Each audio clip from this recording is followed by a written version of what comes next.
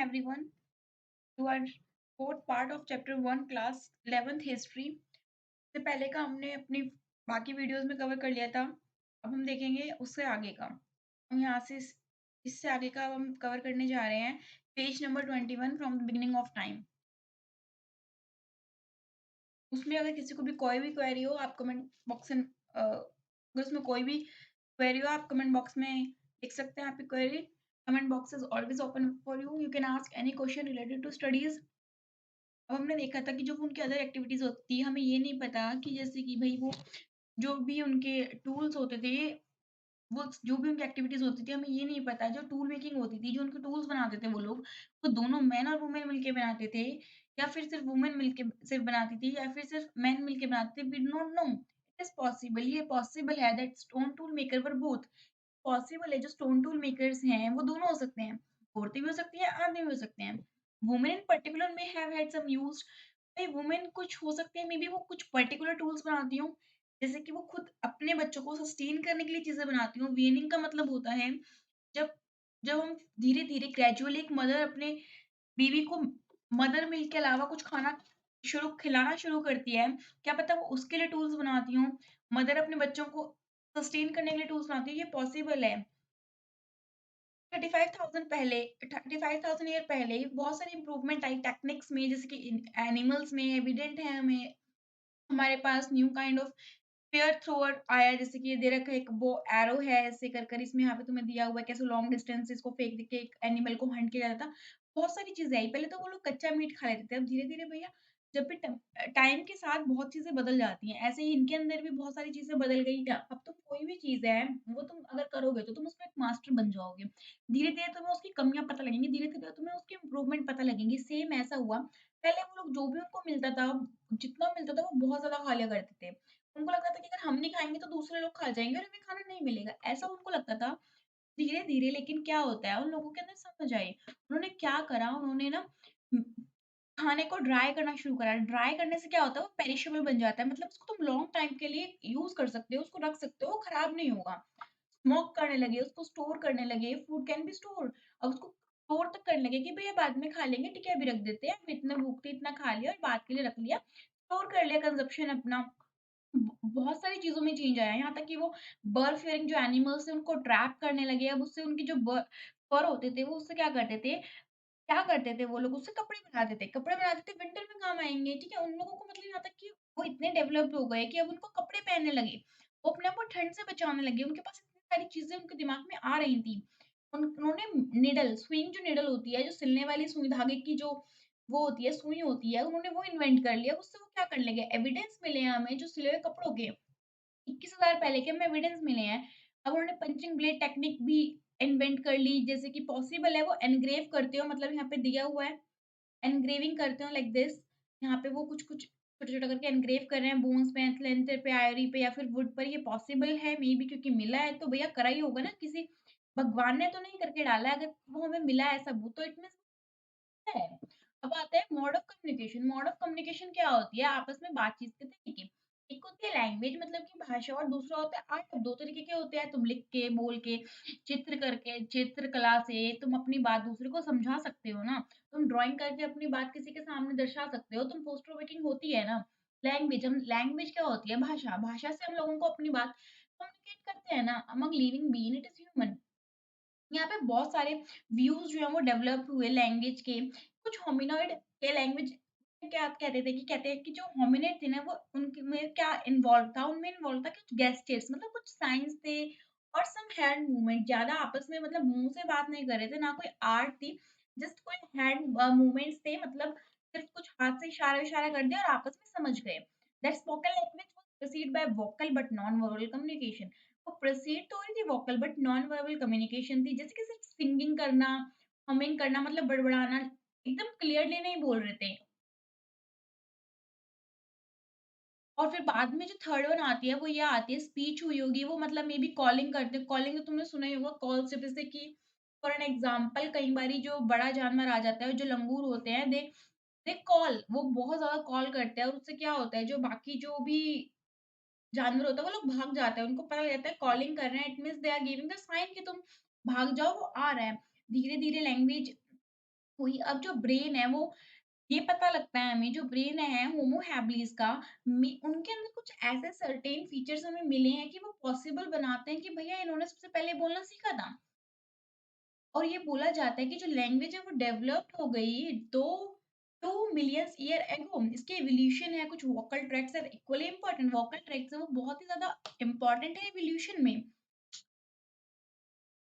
ये और जो ये है आज के जो मॉडर्न ह्यूमन से ये बहुत ज़्यादा एसोसिएट करती है। और a third suggestion is that language developed around at the same time as that. और एक थर्ड सजेशन ये भी कहता है जो लैंग्वेज है वो कब डेवलप हुई, जब चित्रकला डेवलप हो रही थी उसी समय में 40,000 से पेन 35,000 35,000 साल पहले ही जो है वो लैंग्वेज डेवलप्ड हुई है, ये बहुत पुराने नहीं हैं। The development of spoken has been as closely connected with art. बोलने की जो कला है वो बिल्कुल कनेक्ट करती है आर्ट से, क्योंकि दोनों के दोनों क्या है? मोड ऑफ कम्युनिकेशन है। ये तो तुम्हें पता है ना, दोनों से ही बात हो रही है ना, एक अपनी बात दूसरे को दर्शाई जा रही है ना। अब है ये एक बहुत बढ़िया सी पेंटिंग हमें गिवन दी करी हुई है, इन लोगों ने दी हुई है। केव पेंटिंग एट अल्तामारिया, ये हमें पेंटिंग दी है स्पेन में। यहाँ पर एक पेंटिंग है,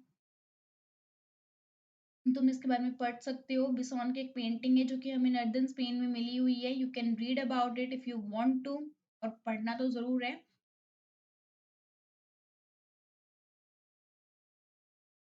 बहुत सारी, हज़ारों पेंटिंग हमें मिली हैं। कुछ फ्रांस में, अल्टमारिया में, स्पेन में। We have that as many as 30,000 and 12,000 year ago, जो कि इतने साल पहले पेंटिंग हुई थी हमें वो भी मिली है। मतलब इतनी सारी पेंटिंग हम लोगों को मिली है जिसके अंदर क्या क्या दिखा रहे हैं, जिसके अंदर डिस्क्रिप्शन है इसका बिसोन का। Bison I can make you see it. ये होता है बिसोन, यू कैन सी है। हमारी बुक में और भी बढ़िया से दिया हुआ है, प्लीज उसका यूज करें। बुक्स का यूज करना बहुत इंपॉर्टेंट है, अगर लिया है तो उनको यूज करो। एक बार खोल के देखना, पढ़ना। और 11th और 12th में if you want to score 95 plus, you have to read NCERT only, and you can not able to leave one line from the NCERT. ठीक है, यही एक तरकीब है तुम 100 ऑन 100 स्कोर करने की, और कोई तरकीब नहीं है। इसमें बहुत सारे जानवरों के यहाँ पे डिस्क्रिप्शन हुए हैं, यहाँ पे owls, panther, bear, lions and many mores. अभी क्वेश्चन आता है इन चीज़ों के बारे में कि एग्जाम जो है कि क्यों कुछ पेंट केव्स के अंदर पेंटिंग है, कुछ भी नहीं है। कुछ जानवर पेंटेड है और कुछ नहीं है।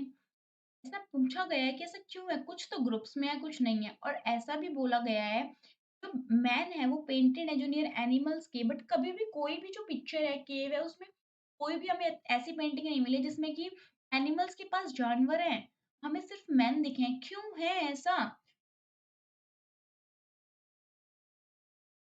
बहुत सारी एक्सप्लेनेशन मिलती हैं। अब भाई सब अपना अपना व्यू देंगे, वो कहेगा मैं सही हूँ, वो कहेगा नहीं रुक तू तू रुक, मैं बता रहा हूँ तेरे को तू गलत है, मैं बताता हूँ ये सही है। क्योंकि किसी को नहीं पता असलियत तो क्या है, कोई उस टाइम पे नहीं था। जो इम्पोर्टेंस है हंटिंग की, the painting of animals were associated with ritual magic. एक ऐसी बहुत बढ़िया सी मानता है माना जाता है कि जो हंटिंग की इम्पोर्टेंस है, जो पेंटिंग्स हैं एनिमल्स की वो एसोसिएट करते हैं कुछ रिचुअल्स और मैजिक। रिचुअल्स क्या होते हैं? रीति रिवाज की। ऐसा कहा जाता है जो पेंटिंग है रिचुअल था, एक इंश्योर करने का, एक उनका रीति रिवाज था इंश्योर करने का कि वो हंट होगा। अगर वो पेंटिंग कर देगा तो उसकी जो हंटिंग है वो बिल्कुल सक्सेसफुल होने ही वाली है। अगर एक एक्सप्लेनेशन ये भी बताती है दैट, और कुछ पेंटिंग्स ये भी बताती हैं जो ये पिक्चर्स हैं, ये स्मॉल ग्रुप्स ऑफ पीपल है, ये लोकेशन बता रहे हैं बाकी ग्रुप्स को कि ऐसे-ऐसे यहाँ पे आओ तुम, ठीक है? अब दोनों ही चीज़ें बताई जा रही हैं, अब सच क्या है वो कोई नहीं जानता। अर्ली एनकाउंटर्स कैसे हुए with human gatherers in Africa? राजा था अफ्रीकन पेस्ट्रल का group about initial contact in 1870 with function hunter gather society living in Kalahari desert. वो एक राजा था जो कि अफ्रीका में, वो इनसे मिलता है जाकर। वो वहां पर गया और उसने देखा कि वहां पर कोई भी नहीं है, and they were afraid to. और वो वहां पर देखा कि कोई नहीं है और वहां पर कुछ अलग ही तरीके के फुटप्रिंट्स हैं सैंड में, and wonder that people of these were. और वो इस बारे में सोचने लगे, कि वंडर करने लगे कि ये अलग तरीके के फुटप्रिंट्स हैं, कैसे लोग हैं यहाँ पे भैया? इनके तो पैर ही अजीब अजीब से है, बहुत अजीब फुटप्रिंट्स है, पता नहीं कैसे कैसे लोग रहते हैं दुनिया पे, धरती पे। और डर गए।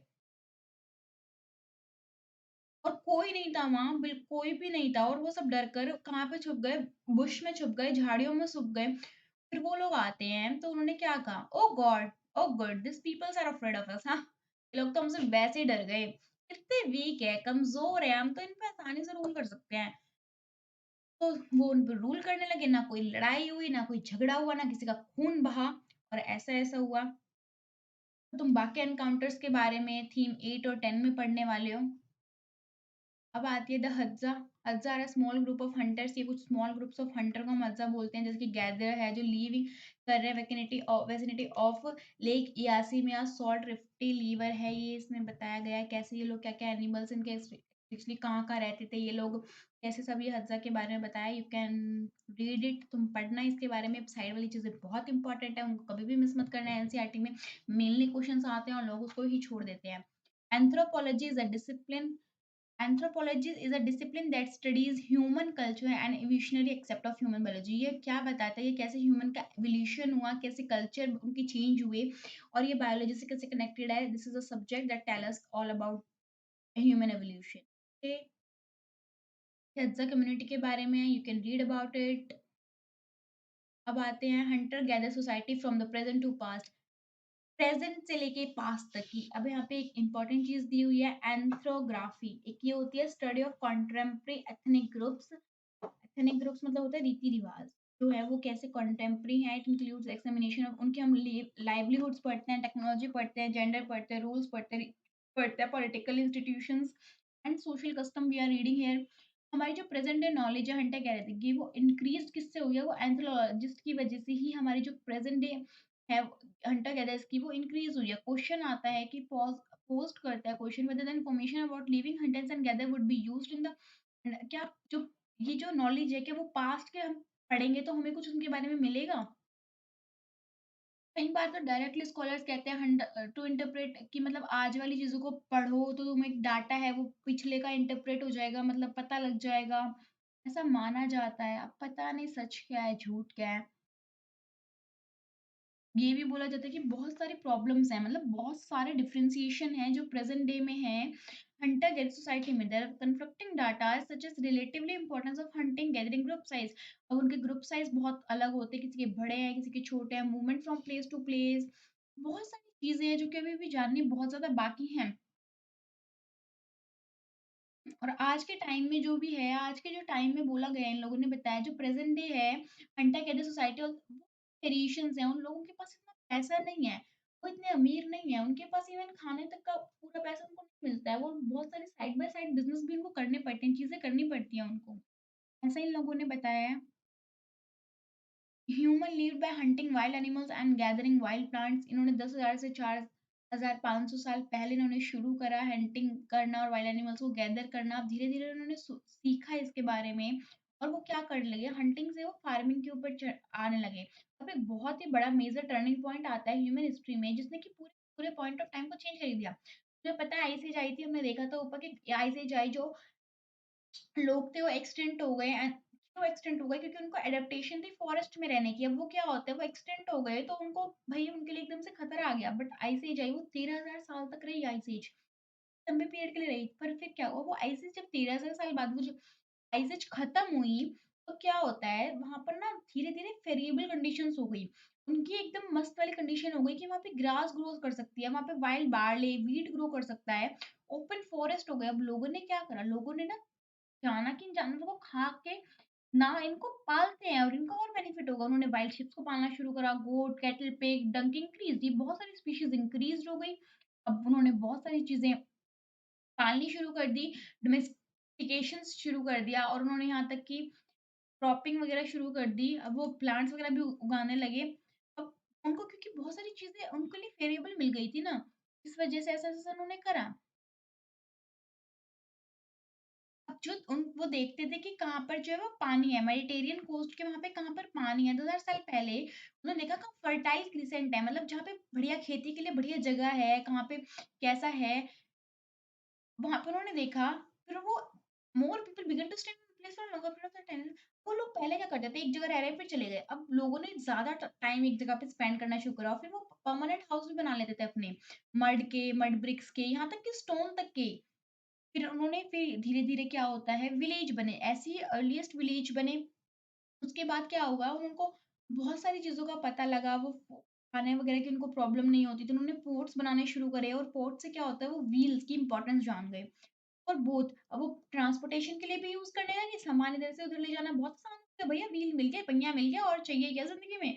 उन लोगों के लिए तो पहिया मिल गया, इट मीन्स उनको तो भगवान आ गए धरती पे और कुछ नहीं चाहिए। तुम एक बात सोचो जिस इंसान के पास कुछ नहीं है, अगर तुम जो इंसान है उसको तुम्हारे उसके पास खाना नहीं है, उसके पास 10 मतलब 1 दिन के लिए भी खाना नहीं है और उसको तुम डायरेक्टली 10 दिन का खाना दे दोगे, वो भी बहुत बढ़िया वाला, अच्छे से 10 दिन खा सकता है, he is more than happy. Same उनके साथ ऐसा हुआ। अब तुम कहोगे पहिया मिल गया उससे खुश हो गए हैं, पागल-वागल थे क्या? नहीं। लेकिन उनके लिए पहिया बहुत इम्पोर्टेंट था, वो उससे पॉट बना सकते थे, पॉट में वो बहुत चीज़ें कर सकते थे। अपना खाना स्टोर कर सकते हैं, they can store their water, they can store their food to eat. और फिर वो उसके लिए ट्रांसपोर्टेशन के लिए यूज़ करने लगे धीरे-धीरे। अब वो बहुत सारी एनिमल्स का वो जान गए कि कैसे उनको यूज़ करना है, ठीक है? तो in this chapter this is only, यहाँ पे कुछ टाइमलाइन्स गिवन है, तुम इनको रीड आउट कर सकते हो, you can check it. Hopefully आपको ये चैप्टर खत्म आया अ, होपफुली आपको ये चैप्टर समझ आया होगा। This is the last video of the first chapter class 11th history. We will meet in next chapter soon. अगर पसंद आया तो please give it a thumbs up and if you do not like the video you can give it thumbs down. Thank you for watching. If you have any query, comment box is always open for you.